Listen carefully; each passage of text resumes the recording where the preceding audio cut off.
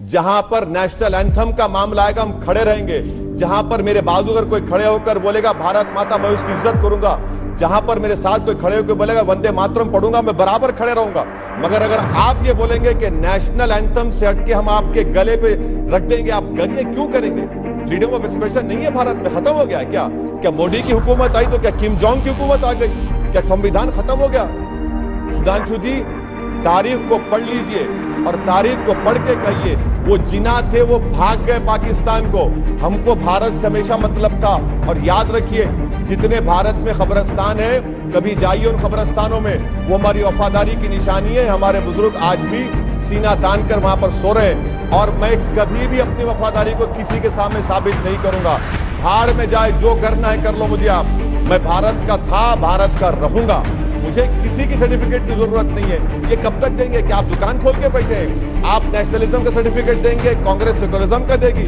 भाई साहब, ये दुकान मत चलाइए, देश चलाइए। दिल्ली के बाहर किसान तड़प रहा है सर्दी में, क्यों किसान आया है?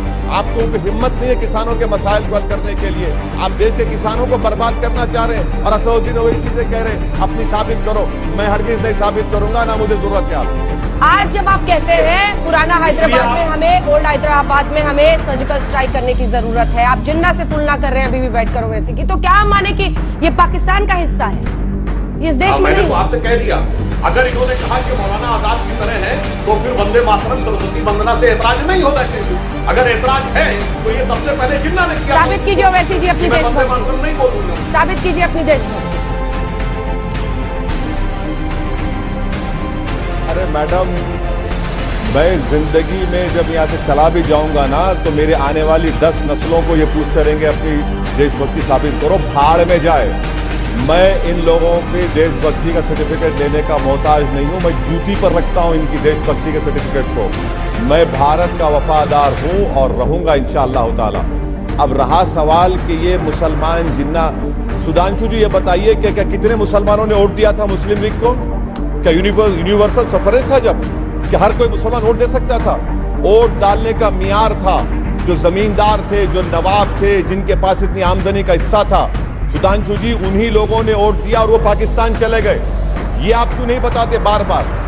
ये आप हिस्ट्री को आधा चाप लेते हैं और आधा बताते हैं। अगर मुसलमानों को इख्तियार होता तो कोई साथ नहीं देता था जिना का, जब वोट डालने का इख्तियार ही नहीं था। मुझे आपसे सिर्फ इतना ही कहना है कि जब आप किसी मुसलमान को देखते हैं तो आप अपनी सोच को बदलिए। और भारत के संविधान में फ्रीडम ऑफ एक्सप्रेशन है मेरे पास, और आप यकीनन अपने मजहब पर चलिए, सरस्वती वंदना पढ़िए, वंदे मातरम पढ़िए, मगर आप इस बात को समझिए कि किसी को आप फोर्स नहीं कर सकते। जहां पर नेशनल एंथम का मामला आएगा हम खड़े रहेंगे। जहां पर मेरे बाजू अगर कोई खड़े होकर बोलेगा भारत माता, मैं उसकी इज्जत करूंगा। जहां पर मेरे साथ कोई खड़े होकर बोलेगा वंदे मातरम पढ़ूंगा, मैं बराबर खड़े रहूंगा। मगर अगर आप ये बोलेंगे कि नेशनल एंथम से हटके हम आपके गले पे रख देंगे, आप ये क्यों करेंगे? फ्रीडम ऑफ एक्सप्रेशन नहीं है भारत में, खत्म हो गया क्या? क्या मोदी की हुकूमत आई तो क्या किम जोंग की हुकूमत आ गई? क्या संविधान खत्म हो गया? सुधांशु जी, तारीख को पढ़ लीजिए और तारीख को पढ़ के कहिए वो जिना थे वो भाग गए पाकिस्तान को।